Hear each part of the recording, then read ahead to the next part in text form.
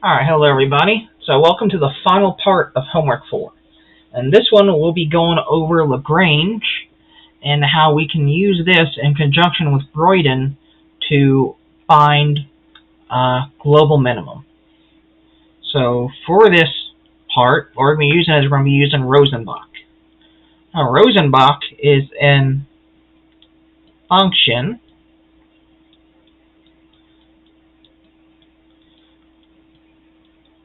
that is used to test optimization algorithms. So we're going to use this equation here with A equals 100, B, or A equals 1, B equals 100, right there, to get the local minimum, or the global minimum of 1, 1. So, head back to OneNote. Just going to write it out. So, A minus X squared plus B Y minus X squared, all that squared. Down right? Yep. So, where Lagrange comes in is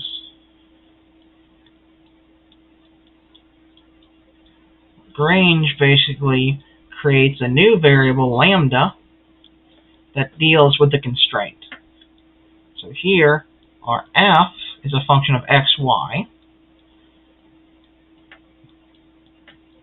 You add on the lambda plus our constraint, g,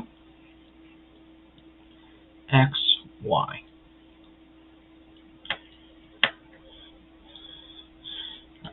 So for more info on Lagrange,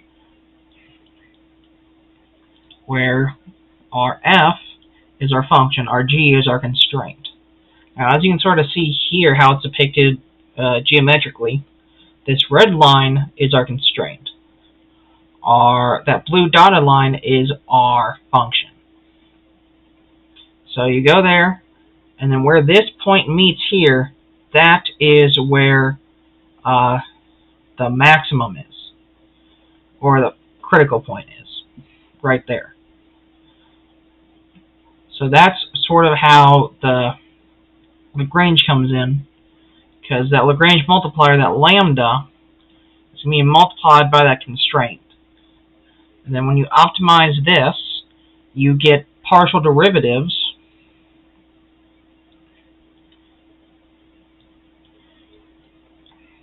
with respect to x, with respect to y, and with respect to lambda.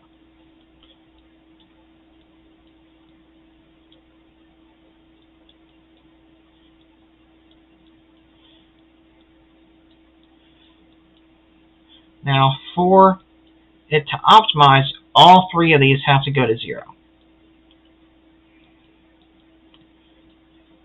So, the game plan for this is we need to get the derivative, or the gradient, of our Lagrange,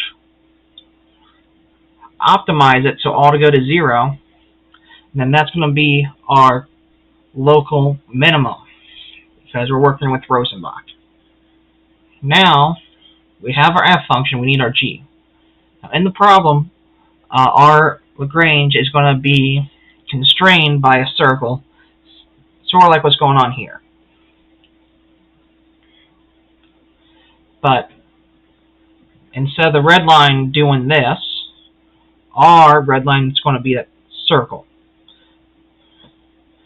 And so the equation for a circle is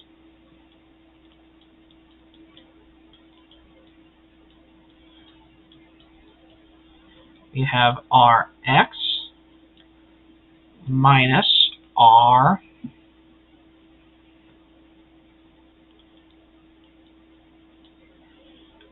displacement in the x direction, in this case it'll be 1, all that squared,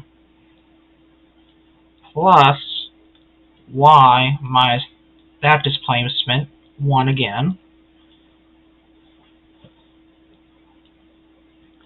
and then we're going to subtract our 0.5 because that's going to be our radius.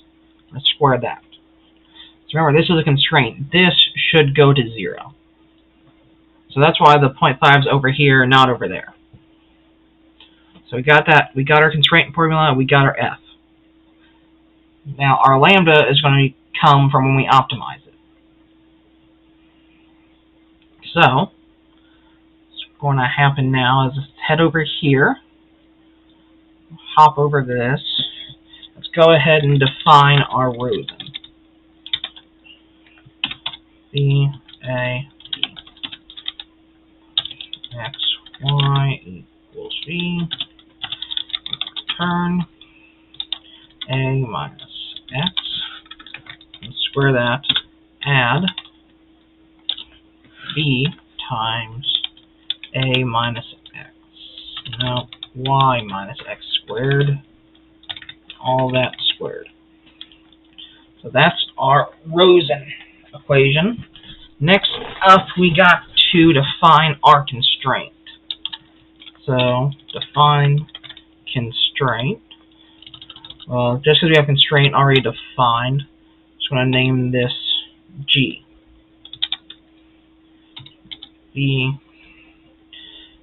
dx dy r.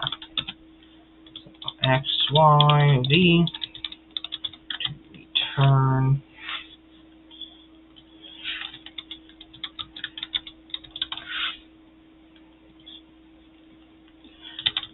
x minus dx squared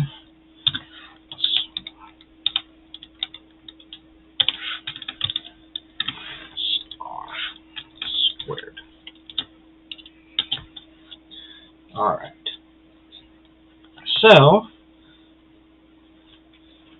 first, just so we know our Rosen is going to work properly, let's minimize it using SciPy.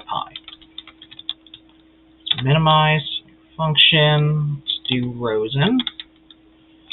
Initial guess jnp.array. Let's just do 0, 0.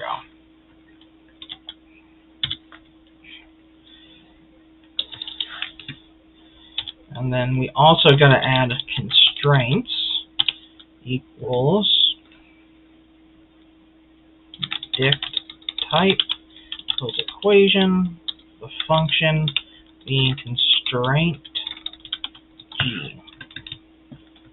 Alright, let's see if this works. Let's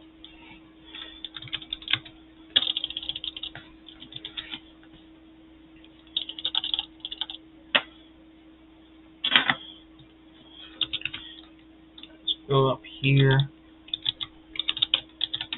Q sim v. Now our A is 1, our B is going to be 100. Constraint G and V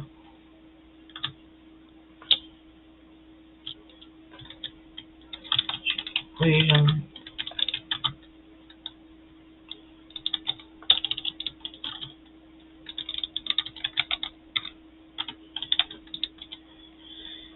Our dx is 1, 1, and our r is 0.5.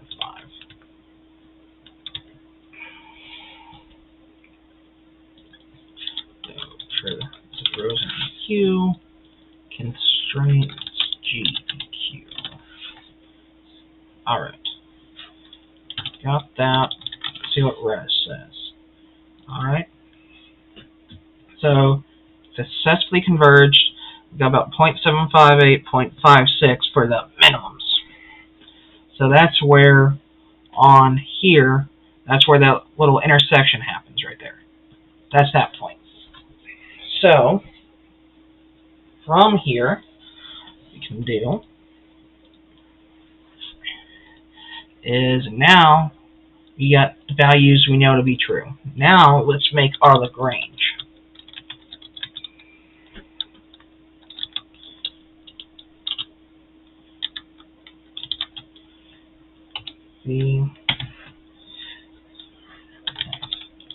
G function. So our Lagrange is going to be the last element in our vector pass through, and we are going to return f of v plus L times G.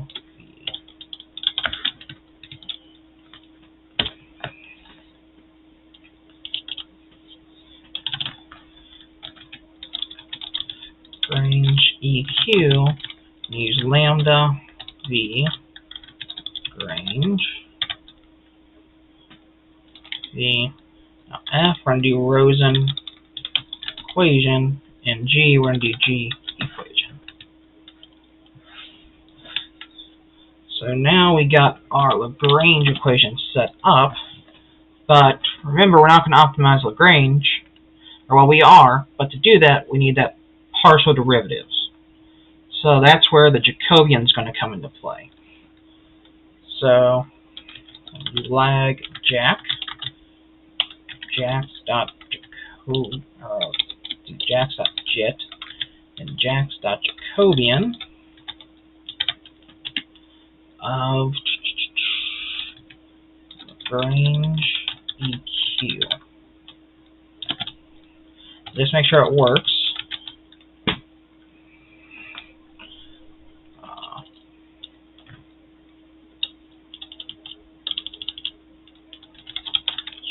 Pop in some numbers real quick.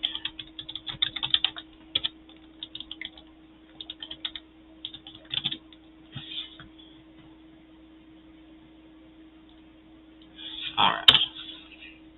So we got that going. Now we can use Broyden to optimize that. Do Broyden lag jack jmp.r underscore, let's see, guesses 0, 0, and 1. And let's see if this works.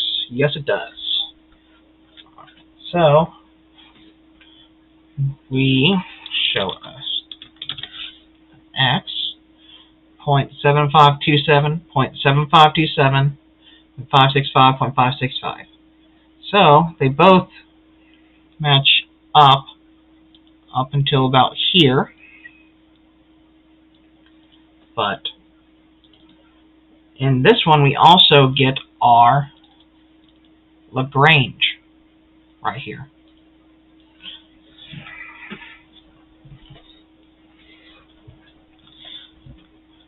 So by using Lagrange, you can add that constraint to our Broyden calculation and get the same values. Make sure. And then with that, is there anything else I wanted to try to do? Alright, so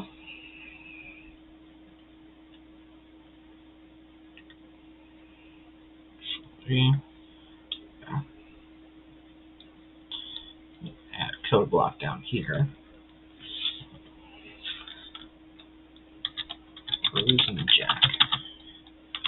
Jax.jet, Jax.Jacobian of the Rosen.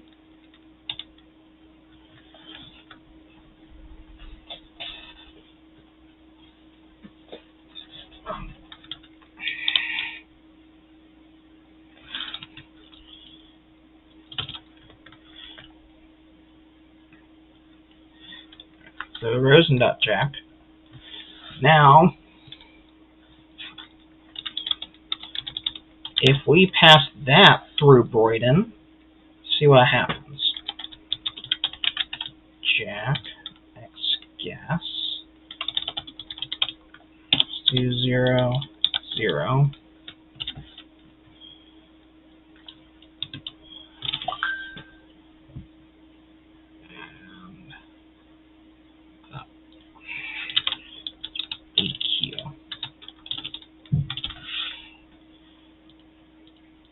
Alright. And you can see we get 1, 1 there. The reason that's happening is we aren't taking into account that constraint. So that's why Lagrange is coming into play here. That Lagrange multiplier right there, multiplied by our constraint function, g, is what allows us to get a better answer here. Now, just for funsies, what I want to do is see how our other version of Broyden works.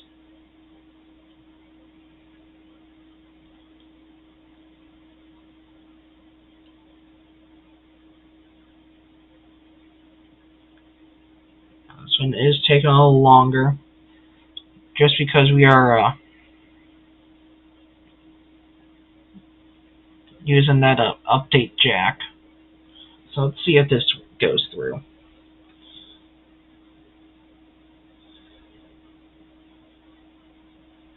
Four seconds.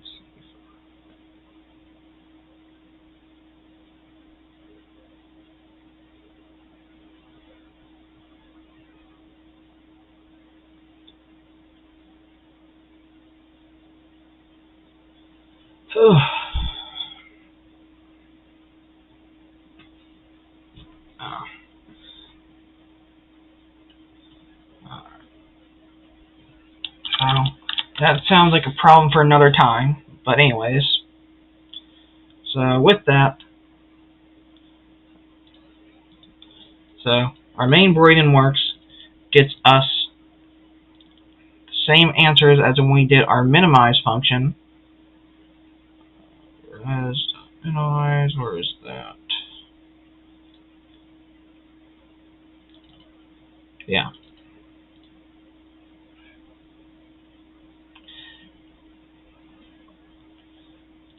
So you got that. Broyden's all set up. Alright. So with that, that's been Homework 4. I've been DJ McFarland. Thank you guys for watching. Hope you guys had a blast.